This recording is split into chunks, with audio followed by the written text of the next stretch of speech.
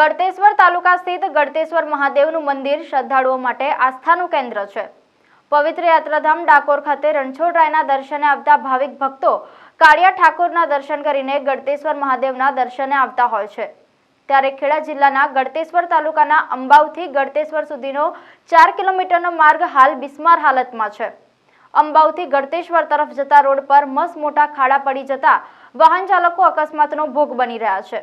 Road પરની કપચી ઉખડી જવી અને મોટા ખાડા પડતા વાહન ચાલકો તેમજ રાહદારીઓના જીવ જોખમે મુકાયા છે, જેના કારણે વાહન ચાલકો તેમજ જનતામાં ભારે રોષ જોવા મળી રહ્યો છે। વહેલીમાં વહેલી તકે અહીંના બિસ્માર માર્ગનું નવીનીકરણ કરવામાં આવે તેવી લોક માંગણી ઉઠી છે। વડોદરાનો વતની છું અને અહીંયા દર્શન માટે આવ્યો છું। લગભગ મહિનામાં 2 મહિનામાં મારું 3-4 વાર આવવાનું થતું હોય છે અને આ રસ્તાના કારણે ઓલવેઝ અમે લોકો આ પ્રોબ્લેમમાં આવીએ છીએ અને આ રસ્તો જેટલા વહેલા બને અને અમને શ્રદ્ધાળુઓને સારામાં સારી વ્યવસ્થા મળે એવી સરકારને અપીલ છે। અને આ વ્યવસ્થા અહીંયાના એમએલએને પણ એટલી ખબર હોવી જોઈએ કે આ શ્રદ્ધાળુઓ માટેનો માર્ગ છે, તો જેટલા વહેલા બનાવશે એટલો સારો અમને પણ એટલી ફેસિલિટી રહેશે અને મહાદેવના દર્શન એટલા સરસ થઈ જશે। મારું નામ ધ્રુવલકુમાર સુરેશભાઈ પટેલ છે અને અંબાવનો વતની છું। માજી સરપંચ તરીકે હાલ અત્યારે સોશિયલ કાર્યકર્તા છું અને આ આપણે રોડ જે જોઈ રહ્યા છે એ રોડ છે અંબાવથી ગળતેશ્વર સુધીનો લગભગ 4-4.5 કિલોમીટર સુધીનો રોડ છે અને આ રોડ ખૂબ જ અગત્યનો રોડ છે। આ સ્ટેટ હાઈવે તરીકે ઓળખવામાં આવે છે, સ્ટેટ હાઈવે છે અને આ 2 જિલ્લાને જોડતો રોડ છે, એટલે 2 જિલ્લાનો મુખ્ય માર્ગ કહી શકાય। ગળતેશ્વર અહીંથી લગભગ 3 કિલોમીટર દૂર ગળતેશ્વર બહુ જ મોટું યાત્રાધામ છે।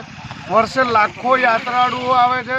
પાવાગઢ જવાનો એકમાત્ર ટૂંકો રસ્તો છે અને અહીંયાથી લાખો હજારો પદયાત્રીઓ ચાલતા જાય છે।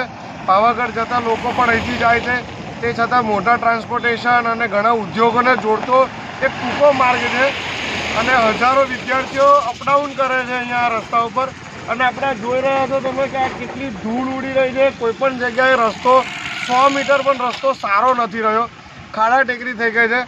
એટલે એવી વિનંતી છે સરકાર અને સરકારી તંત્ર બંનેને કે અહીંના જે દૂર દૂરથી પ્રવાસીઓ આવે છે એમને પણ તકલીફ પડે છે, લોકલ લોકોને પણ કાયમ તકલીફ પડે છે, તો આ રસ્તો જો સારો થાય અને આનો વિકાસ થાય, પહોળો પણ થાય, વચ્ચે સારો રોડ ગુણવત્તાવાળો બને તો હજારો અને લાખો લોકોને ફાયદો થાય એમ છે। પેટ્રોલ ડીઝલની ખપત ઓછી થાય એમ છે, ટાઈમ પણ બચેવો છે, કેમ કે અહીંયા 2-2 કિલોમીટર 3-3 કિલોમીટર સુધીની લાંબી લાઈનો થાય છે। ઉનાળામાં લાખો પ્રવાસીઓ ફરવા આવે છે, દિવાળી વેકેશન હોય, શ્રાવણ મહિનો હોય, આમાંનો અનેરો મહત્ત્વ છે। ગળતેશ્વરમાં નહાવાનો, અહીંયા ફરવાનો એક બહુ મોટું પિકનિક સ્થળ તરીકે ઓળખાય છે। જેથી તમે આ ગાડી જોશો તો બધા એને સસ્પેન્શન કે જમ્પરિયા પણ નવરા થઈ જાય એટલું છે।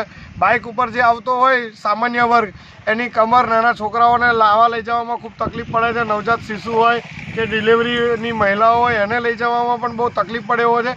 અહીંયા ખાલી ને ખાલી યાત્રાધામ નહીં પણ આજુબાજુમાં લગભગ 30 ગામ છે જે આ પરા વિસ્તારને જોડતો રસ્તો છે મુખ્ય। આજુબાજુમાં પરા વિસ્તાર છે અને હજારોની સંખ્યામાં નાગરિકો રહે છે। એટલે અહીંથી બરોડા જિલ્લામાં જાઓ તો તમે સાવલી સુધીનો વ્યવહાર અહીંયાથી આ રોડ ઉપર ચાલુ થાય છે। વરસતા છે આગળ, એ સિવાય ઘણા બધા ગામો છે, ધરમપુર ગામ છે, અસંખ્ય ગામો છે નાના પરા વિસ્તારોને જોડતો એકમાત્ર રસ્તો છે। જેથી સરકાર અને સરકારી તંત્ર બંનેની એવી વિનંતી છે કે આ રોડ જલ્દથી જલ્દ નવી તકે નવી રીતે બનાવે, આખો વ્યવસ્થિત રીતે, જેથી યાત્રાળુઓને તકલીફ ના પડે અને અમને લોકલ લોકોને પણ